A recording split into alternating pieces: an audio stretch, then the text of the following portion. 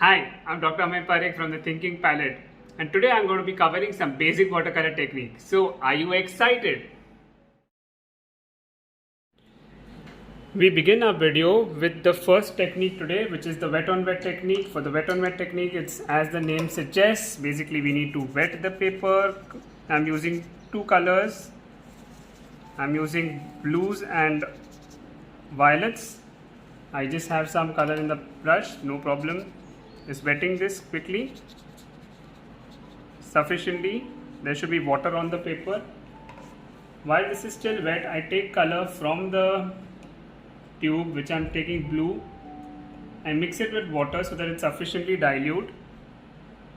As much as pigment I pick up, the darker it's going to be. So you see the way the color is blooming? This is called blooming, where the color starts spreading.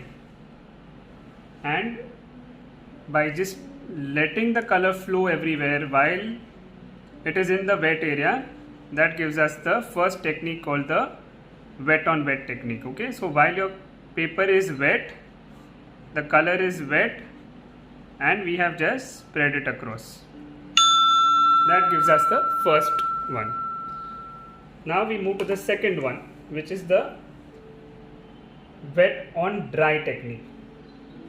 In the wet on dry technique, I take sufficient color and water, and you can see that here I can control how my color is. It is not flowing anywhere, it is only in the area that I want it to be. Now by adding only water, I can actually disperse it. So this becomes a gradient by just using water. And since I had not put in any water earlier on the paper, this is much more controlled. And this gives us the second technique, which is the wet on dry technique.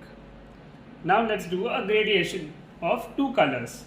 So while I take one color from one side and the other color from the other side, if I want to blend two colors, especially when I want to make skies or any areas where there is going to be multiple colors involved, what I do is I wet the paper. I decide where my colors are going to be. So if I'm using blues and violets, then I'm going to be using those. On one side the blue, the other side the violet. While this is still wet, I'm putting the blue here and letting the color just spread across, and I just move it in the center. The more pigment is only on the side, there's less pigment here. The same thing that I do with the violet color. I take the violet color, I mix a little water in it, I put it on the side, and I start moving it towards the blue. I can take a little water if I need to and just allow it to merge.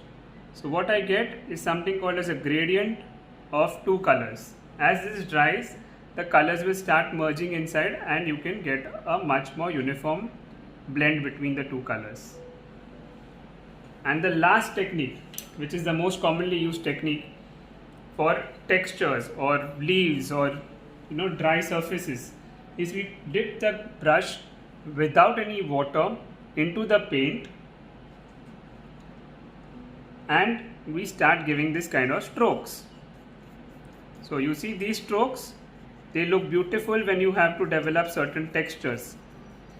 So you use the dagger brush, the fan brush, and these give magnificent effects of tree trunks, old surfaces, rough surfaces. So there we have these four beautiful techniques. The most commonly used, the wet on wet, the wet on dry with the gradient, two color gradient, and the dry on dry. So this is after we have unmasked all the areas. We've got nice four boxes where this is the wet on wet, which is the most commonly used for washes and for any blending areas, the skies. This is the wet on dry with the gradient. You can use this for any surface where you want to get the effect of light. This is a two color gradient in the wet on wet technique. And this is the dry on dry technique. I hope this helps. This is the basic version. We'll be covering far more details in the advanced one. And that concludes our video for today. I hope all of you all had good fun and learned something. Bye bye, take care.